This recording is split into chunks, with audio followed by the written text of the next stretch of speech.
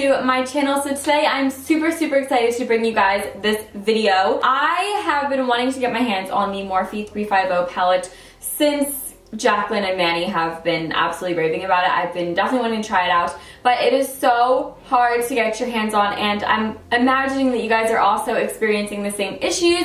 And if you have the palette, you are a lucky. I know that the palette is $20 and has 35 shades, but it is so hard to get your hands on that I wanted to give you guys a drugstore alternative. So this is a drugstore slash Morphe 350 dupe slash fall makeup tutorial. So the total came out to be around $24 and the palette retails for $22, but considering that it's so hard to get your hands on and there's shipping to pay for and it has tax on it, I assumed that it was like gonna be around the same price point. Even though you don't get 35 shades with the dupes, you get primarily the same colors, which I really like. So I'm just gonna quickly talk about what the palettes are. I tried to get only stuff at Target because I know Target is most accessible to almost everyone. The palettes that I got were these two palettes and then one single eyeshadow, but you don't need to get the single eyeshadow because it's actually kind of like the wrong color, but it still works. So the first palette that I got, and if you want to get one dupe for the Morphe 350, I'd recommend this palette. It's the NYX Love in Paris palette, and I don't know if it's called Merci Beaucoup. It's the Love in Paris one. It looks like this. It's really pretty. As far as pigmentation goes, it's all right. Like NYX definitely has better pigmented palettes, but this one is pretty good for the price of it. I want to say this is around $10 or $8, I want to say. So you get 9 shades. It's a pretty good price, and for the quality, it's pretty much worth it. So obviously, I'm not going to find a palette in the drugstore with 35 shades. It looks just like the Morphe 350. You kind of got to, you know, like work with me a little bit, you know? And then I also got this Wet n Wild palette in the shade, oh my god, this is Fergie made this. It's in the shade Desert Festival, and I got this primarily because of this orange right here. There is a bright orange in the Morphe 350 that I was like, I have to get any palette that has this in it. But also these other shades are really nice, and there are a lot more muted shades in the palette as well. And then the other and like last shade that I got to kind of mimic that, like those metallic colors in the palette, is this one. It's the L'Oreal Infallible eyeshadow in the shade Glistening Garnet. This one is much more purple than I wanted it to be.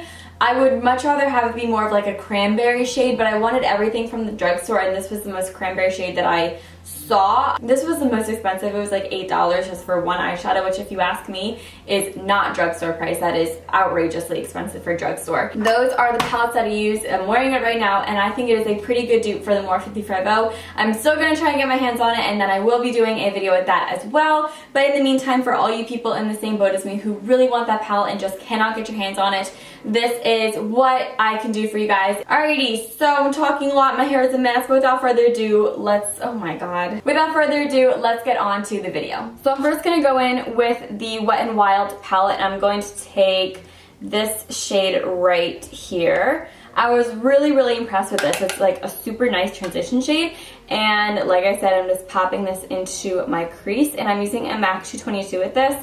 And we're just going to be applying it in windshield wiper motions. This is just going to help blend everything out. And this is actually a really pretty transition shade for everyday wear. So it just gives you a nice little shadow and depth and dimension to your crease. Now I'm going to go in with this shade right here from the Paris palette. It's like peachy and orangey. It's definitely more peach and has a little bit of shimmer in it. I prefer it to be matte, but you know, you gotta work with what you gotta work with. You gotta work with what you have, whatever. With this, all that I'm gonna do is place it in my lower crease below that transition shade and just buff that in there. This will begin the process of the warmer fall tones that we are moving on into. Then I'm going to go in with a MAC 239, and I'm going to take this shade right here. With this, all that I did was I put this on the outer third of my lid, and I'm working it up to the crease just a little bit. And I'm just patting it on so it's a nice even application. On this side, this is what I did, but then I ended up doing something a little bit different than I was anticipating doing. So this step is kind of unnecessary, but I'm just doing it because I did it on the other eye. You can actually skip this step, but I just want to make them even, so that's why I'm doing this. You can do it if you want. It doesn't really make that big of a difference, I imagine. Okay, so I'm also just popping that on the inner third, and then going in with that 222 again and just blending it out so that we don't have a harsh line right here on the inner corner that like really bothers me whenever I have that. Ugh, it really bugs me. Now I'm going to take the Infallible eyeshadow in the shade Glistening Garnet. With this, I'm going to take that also on the 239. I'm first going to dip my brush in the eyeshadow, and then I'm going to go in and spray it with Fix Plus, just so that we don't get the product itself wet, we just get the brush with the product on it wet.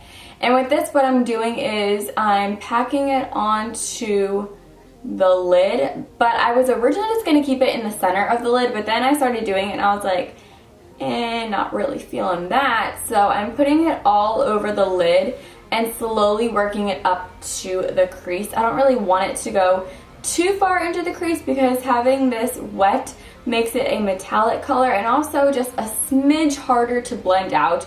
So we're just going to save ourselves the trouble and naturally feather it up to the crease so we don't have a ton of blending to do, and we're just like making our lives easier for us. Like, what's better than that? Honestly, what's better than guys just being dudes?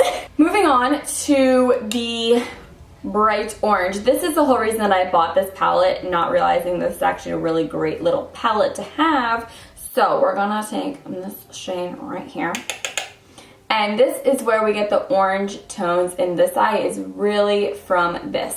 And what we're going to do with this is work it right on the crease.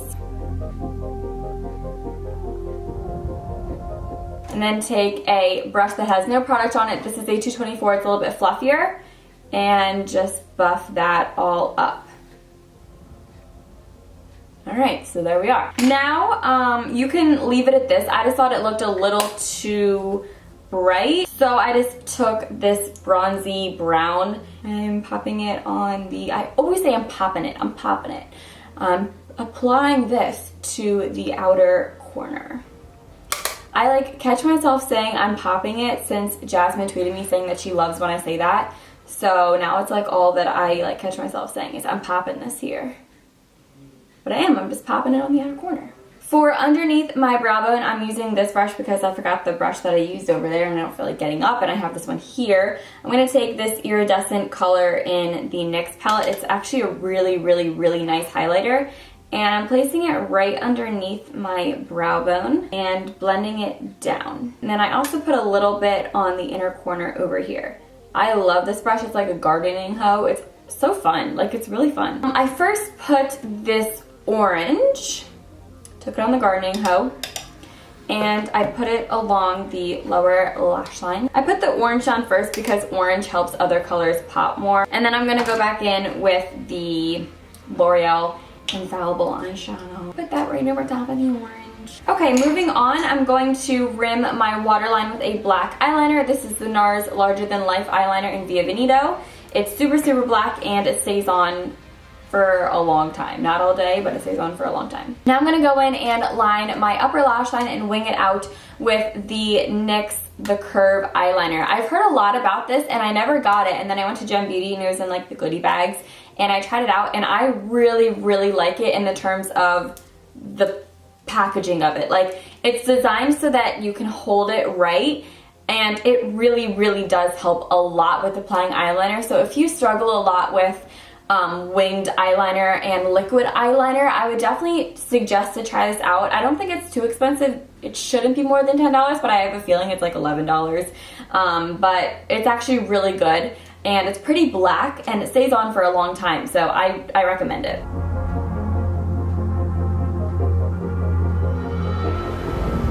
Lastly, let's finish off with some mascara. If you guys notice, my eyelash extensions are no longer with us, and that is because honestly they were more pain in the butt than they were doing good to my image. I'm using a lot of mascaras right now. So the first one that I'm using is the Tight Liner Mascara by IT Cosmetics.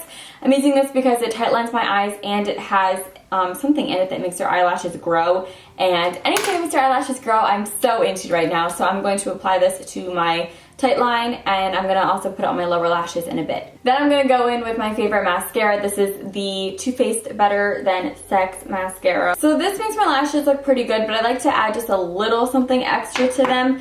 So I've been using these Unique lashes. They're basically like brush on false lashes. I'm gonna have a link to them down below. My mom sells them.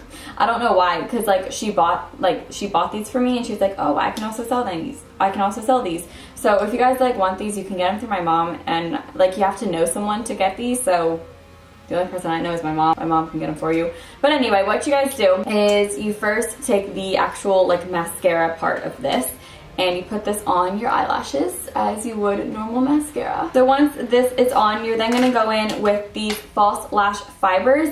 And I don't know if you guys can see, let me get this focus for you. I don't know if you guys can see, but it's like fuzzy. Like, does that help you? It's like fuzzy. So these are like false lash fibers, and what you do with this is while the mascara is still wet and tacky, you just put this on the ends of your lashes and it makes them longer. And then you just set that with the mascara again. And it's called brush on false eyelashes. It doesn't obviously look like fake eyelashes, but it just naturally makes your lashes longer with no glue or anything. And Too Faced also has something similar to it, and I have the Too Faced one, but I prefer this one better, not because my mom sells it, because I think it's better. My mom literally started selling it because I told her how much I loved them. So yeah, if you guys want them, like my mom can hook you up with that. So I really hope you guys all enjoyed this video. If you did, be sure to give it a thumbs up, and also let me know in the comments what other dupes of the Morphe 350 you guys have, and if you think this looks similar to a look that you could create with that palette. I think I did a pretty good job. I think that there is a little bit more room for improvement with that infallible eyeshadow, but it's okay. Things happen, you know? So thank you guys so much for watching, and I'll talk to you in my next video. Bye.